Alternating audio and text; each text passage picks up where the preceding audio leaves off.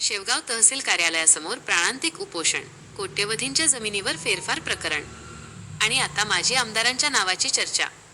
शेवगाव येथे city survey क्रमांक 2360 या मौल्यवान जमिनीच्या कथित फेरफार प्रकरणामुळे वातावरण तापले आहे. या प्रकरणाच्या निषेधार्थ एरंडगाव येथील प्रवीण शंकर खोमणे यांनी 25 मार्च 2026 पासून तहसील कार्यालयासमोर प्राणांतिक उपोषण सुरू केले आहे. मिळालेल्या माहितीनुसार संबंधित जमीन मूळतः शेवगाव तालुका शेतकरी संघाच्या सामूहिक मालकीची असल्याचा दावा करण्यात येत आहे. मात्र महसूल अभिलेखात फेरफार करून ही जमीन काही व्यक्तींच्या नावावर करण्यात आल्याचा आरोप आहे. उपलब्ध कागदपत्रांनुसार संबंधित जमीन चंद्रशेखर मारुतराव घुले पाटील म्हणजेच शेवगाव पाथर्डी माजी आमदार चंद्रशेखर मारुतराव घुले पाटील यांच्या नावावर नोंद झाल्याची माहिती समोर येत असल्याचा दावा करण्यात येत आहे. या संपूर्ण प्रकरणात नियमांचे उल्लंघन झाले का, तसेच कोणाचा प्रभाव वापरण्यात आला का, याबाबत गंभीर प्रश्न उपस्थित होत आहेत. दरम्यान शेतकरी नेते आणि लोकप्रतिनिधी या प्रकरणावर भूमिका घेणार का, याकडे नागरिकांचे लक्ष लागले आहे. उपोषणकर्ते प्रवीण खोमणे यांची मागणी: फेरफार नोंदी तात्काळ रद्द कराव्यात, दोषींवर गुन्हे दाखल करावेत, तसेच योग्य कारवाई झाली नाही तर उपोषण सुरूच राहील, असा इशाराही दिला आहे.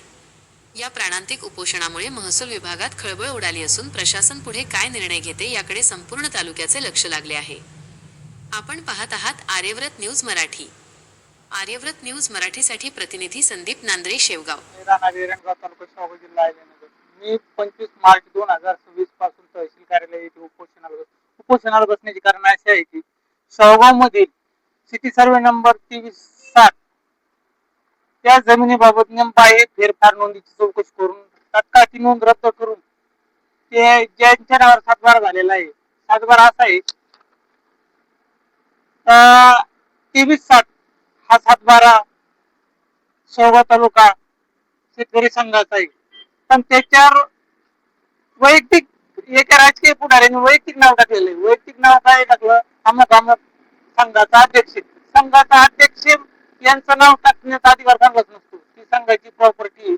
आणि त्यात असं झालेलं आहे का वारस म्हणून त्या ठरावाने केलेली भूमी अभिलेख असन, तलाठी कामगार तलाठी असन, यांनी ती वारसाने नोंद केलेली. संस्थेची जमीन कोणत्याही वारसाने नोंद करता येत नाही, पण त्या राजकीय पुढाऱ्यांनी स्वतःचं नाव ती प्रॉपर्टी हडप करण्याच्या नादात स्वतःचं वैयक्तिक उतर नाव टाकलेलं आहे. आणि त्या फेरफारवर तर स्पष्ट शब्दात त्या राजकीय पुढाऱ्याचं नाव आहे अमुक अमुक तमुक तमुक.